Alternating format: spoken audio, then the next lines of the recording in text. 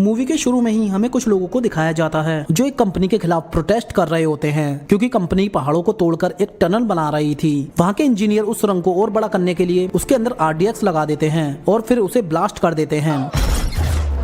जब कुछ आदमी उस सुरंग में दोबारा जाते हैं तो इन्हें यहाँ किसी के आने की आवाजें सुनाई देती है, जिससे डरकर ये सब यहाँ से भागने लगते हैं। लेकिन जब तक ये यहाँ से निकल पाते कोई बहुत बड़ी चीज आकर इन सबको खत्म कर देती है। ये बात आग की तरह पूरे में फैल जाती है। मिलिट्री वाले और यहाँ के रक्षा मंत्री ये सब बात नॉर्वे की प्रधानमंत्री को बता देते हैं। वो उनको वहाँ की कुछ इमेजेस भी दिखाते हैं। इसके बाद हमें एक लड़की को दिखाया जाता है जिसका नाम नोरा टिडमैन होता है। वो एक जियोलॉजिस्ट होती है और वो डायनासोर के पुराने निशानों को ढूंढती है। कहते हैं नॉर्वे में इससे अच्छी जियोलॉजिस्ट नहीं है। आज भी उसे डायनासोर का एक कंकाल मिलता है। इसी खुशी में यहाँ सब जश्न मना रहे होते हैं। तभी इनके पास सेना का एक हेलीकॉप्टर आता है जो नोरा को अपने साथ यहाँ से ओस्लो ले जाता है। वहाँ उसे प्राइम मिनिस्टर का एडवाइजर एंड्रियस मिलता है। वो उसे एक टॉप सीक्रेट जगह पर ले जाने लगता है, लेकिन नोरा को अभी तक ये मालूम नहीं होता कि उसे किस वजह से यहाँ बुलाया गया है और उसे कहाँ ले जाया जा रहा है। जैसे ही एंड्रियस उसे एक कैबिन के अंदर ले जाता है, वो वहाँ बैठे सभी लोगों को देखकर हैरान हो जाती है। वहाँ देश की प्राइम मिनिस्टर और देश के टॉप लीडर और आर्मी ऑफिसर बैठे होते हैं। वो भी उनके साथ बैठ जाती है। पीछे स्क्रीन पर कुछ इमेजेस चल रही होती है। यहाँ बैठे सब लोगों को उस एक्सीडेंट या इमेजेस को देखकर कुछ भी समझ नहीं आ रहा होता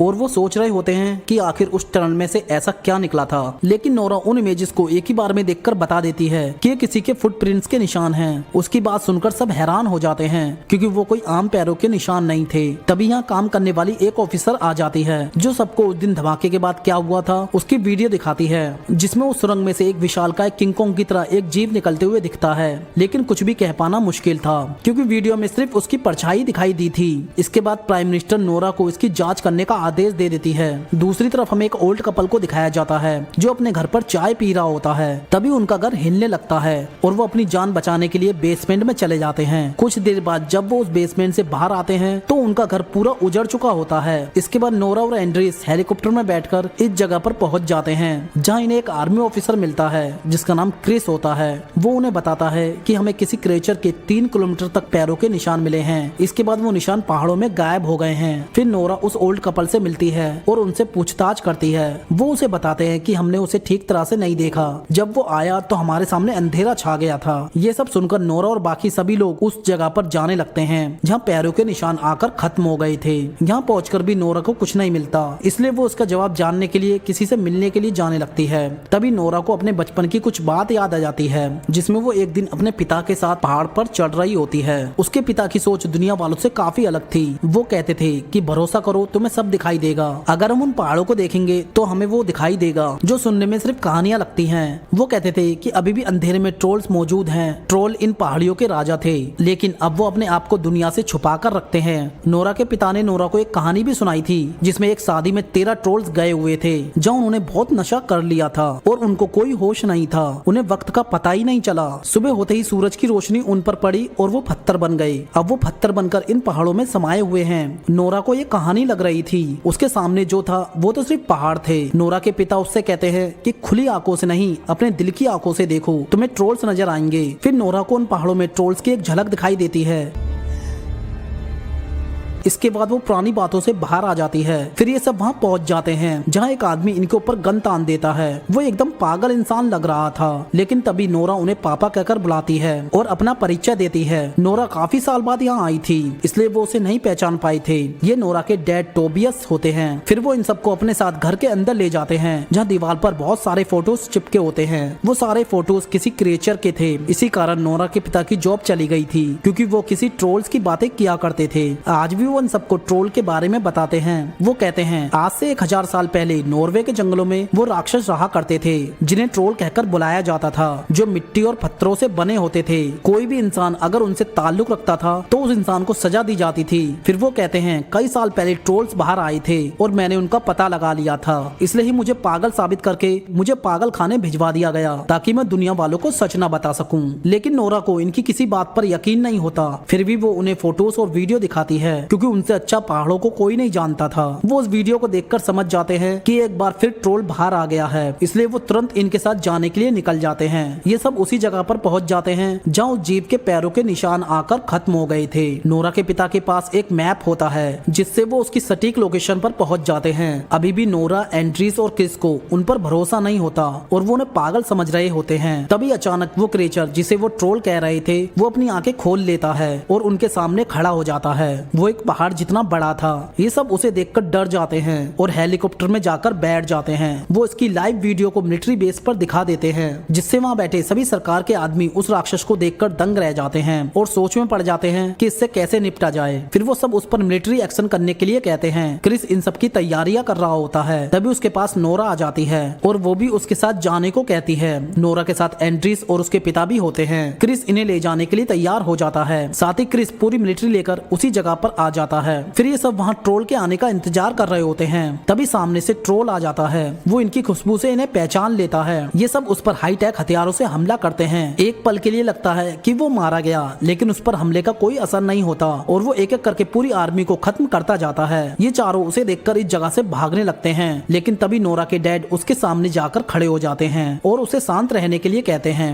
वो भी कुछ देर के लिए शांत हो जाता है, जैसे कि वो इनकी बातें समझ रहा था। तभी कुछ फौजी उस ट्रोल पर हमला कर देते हैं, जिससे ट्रोल भड़क जाता है और उन फौजियों को खत्म कर देता है। साथ ही गलती से इस हमले में नोरा के पिता भी घायल हो जाते हैं। जब ट्रोल उन्हें देखता है तो अफसोस करता है और यहाँ से चला जाता है। नोरा के पिता भी मरने से पहले उससे कहते हैं रॉयल प्लेस राजा घर, इतना कहकर उनकी मौत हो जाती है। इसके बाद नोरा अपने पिता की डायरी में उसके बारे में सर्च करने लगती है, जिसमें उसकी नजर एक चर्च के फोटो के ऊपर पड़ती है, जिसमें लिखा होता है कि ट्रोल को चर्च की घंटियों से दिक्कत होती थी, वो इस आवाज को बर्दाश्त नहीं कर पाते थे। तब उसे एक आइडिया आता है कि क्यों ना ट्रोल को रोकने के लिए घंटियों का प्रयोग किया जाए। वो ये बात यहाँ के कमांडर को बताती है। कैप्टन क्रिस भी इसका समर्थन करता है, इसलिए नोरा के इस आइडिया पर सब राजी हो जाते हैं। इसके बाद हमें ट्रोल को दिखाया जाता है जो एक बहुत बड़े वाटर पार्क में आ जाता है। वो यहाँ से कहीं जा रहा था, तभी उसे रोकने के लिए 4 मिलिट्री के हेलीकॉप्टर आ जाते हैं, जिसमें 4 बड़ी बड़ी घंटियां बंधी हुई थी, जिसकी आवाज से ट्रोल को तकलीफ होने लगती है। इसलिए वो उन हेलीकॉप्टर पर हमला कर देता है और सभी हेलीकॉप्टर को तोड़ देता है। इन सब में एक हेलीकॉप्टर नीचे खड़ी एक बच्ची पर गिरने वाला होता है, लेकिन ट्रोल उस बच्ची को बचा लेता है और यहाँ से चला जाता है। ये खबर मीडिया वालों तक पहुँच जाती है और सब मीडिया में बस ट्रोल की बातें चल रही होती है। इसके बाद सरकार पूरे ओस्लो शहर को खाली करवाने का आदेश सुना देती है, क्योंकि वो ओस्लो में उस पर न्यूक्लियर अटैक करने वाले थे। नोरा को भी अब इस मिशन से हटा दिया गया था, इसलिए एंड्रीज नोरा को घर छोड़ने जा रहा होता है। फिर नोरा अपने पिता की डायरी में उस क्रिएचर के बारे में और जानने के लिए उसे देख रही होती है, ताकि ये शहर बर्बाद ना हो और किसी भी तरह उस क्रिएचर को रोका जा सके। तभी उसकी नजर एक वर्ड पर अटक जाती है और वो वर्ड होता है सिंडिंग, जिसे वो काफी दिनों से समझने की कोशिश कर रही थी। एंड्रूज देखते ही बता देता है कि ये तो रॉयल प्लेस के चीफ का नाम है। ये सुनकर नोरा को अपने पिता की कही हुई बात याद आती है कि उन्होंने मरने से पहले रॉयल प्लेस का जिक्र किया था।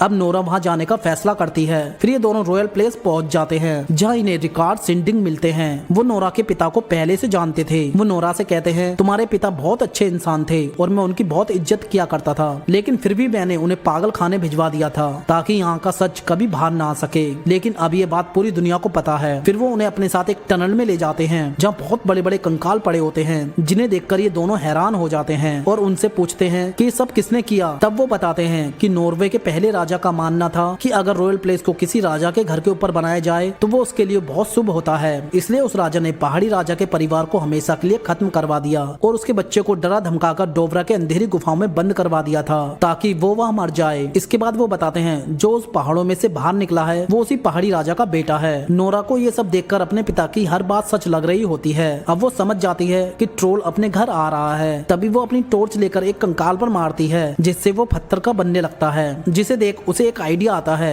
और वो क्रिस को कॉल लगा देती है और उससे एक खाली जगह पर बहुत सारी यूवी लाइट लाने के लिए कह देती है। इधर मिलिट्री कैंप में उस पर न्यूक्लियर बम छोड़ने की तैयारियां शुरू हो जाती हैं। यहाँ की एक ऑफिसर सिगरेट एंड्रीज को कॉल करके ये सब बात बता देती है। फिर एंड्रीज उससे सिस्टम को हैक करने के लिए कहता है ताकि वो इस शहर पर न्यूक्लियर बम का इस्तेमाल ना कर सके। फिर नोरा एक बड़ी गाड़ी में ट्रोल की फैमिली का एक कंकाल रख लेती है और इस जगह से बाहर निकल जाती है। उधर आसमान में एक फाइटर जेट ट्रोल पर न्यूक्लियर बम छोड़ने वाला होता है। तभी सिगरेट सिस्टम को हैक कर देती है, जिससे वो न्यूक्लियर बम को नहीं गिरा पाता। इसके बाद हमें ट्रोल को दिखाया जाता है जो रॉयल प्लेस के पास आ चुका था। इसलिए ये दोनों उसके सामने से अपनी गाड़ी ले जाते हैं और उस कंकाल के ऊपर से एक कपड़ा हटा देते हैं। वो एक खोपड़ी होती है जिसे देख ट्रोल उनका पीछा करने लगता है। तभी तभी रास्ते में एक जगह पर वो खोपड़ी नीचे गिर जाती है और टूट जाती है, जिसे देखकर ट्रोल को गुस्सा आ जाता है और वो इन्हें मारने के लिए इनका पीछा करने लगता है। वो इन्हें बहुत बार मारने की कोशिश करता है। दूसरी तरफ क्रिस ने अपने पुराने साथियों को मदद के लिए बुला लिया था। ये सब अपने साथ बहुत बड़ी बड़ी यूवी लाइट ले आए थे। ये सब इसके मिलिट्री के पुराने दोस्त होते हैं। फिर क्रिस इन सब से कहता है कि हमारे पास सिर्फ 10 मिनट है, इसलिए अगर जिंदा रहना है तो हमें ये काम जल्दी करना पड़ेगा। नोरा कभी भी उसे लेकर यहाँ आ सकती है। ये सब जल्दी जल्दी काम पर लग जाते हैं। कुछ ही देर में नोरा यहाँ आ जाती है। ट्रोल भी उसके पीछे होता है। तभी क्रिस के सारे साथी यूवी लाइट को ऑन कर देते हैं। जब वो ट्रोल पर पड़ती है तो उसका शरीर जलने लगता है और वो बहुत चिल्लाता है। ये सब देखकर नोरा को अच्छा नहीं लग रहा था और वो उसकी तकलीफ को देख नहीं पा रही थी, इसलिए वो जाकर सभी यूवी लाइट को बंद कर देती है और उसे यहाँ से जाने के लिए कहती है। तभी सुबह हो जाती है और सूरज निकल आता है। सूरज की रोशनी पड़ते ही उसका शरीर पत्थर का बन जाता है, जिससे उसकी मौत हो जाती है। फिर यहाँ पर गवर्नमेंट के सभी अधिकारी आ जाते हैं। साथ में प्राइम मिनिस्टर भी होती है, जो शहर को बचाने के लिए नोरा की तारीफ करती है। इन सब के बाद नोरा और एंड्रीज यहाँ से जा रहे होते हैं। तब एंड्रीज नोरा से कहता है उस गुफा में इस जैसे और भी हो सकते हैं। इसके बाद हमें इसके मिड क्रेडिट सीन में टनल को दिखाया जाता है, जहाँ से वो ट्रोल निकला था। वहाँ एक ट्रोल के आने की आहट सुनाई देती है। तभी ये मूवी खत्म हो जाती है। दोस्तों, आपको ये वीडियो अच्छी लगी हो तो प्लीज इस वीडियो को लाइक और सब्सक्राइब करना ना भूलें।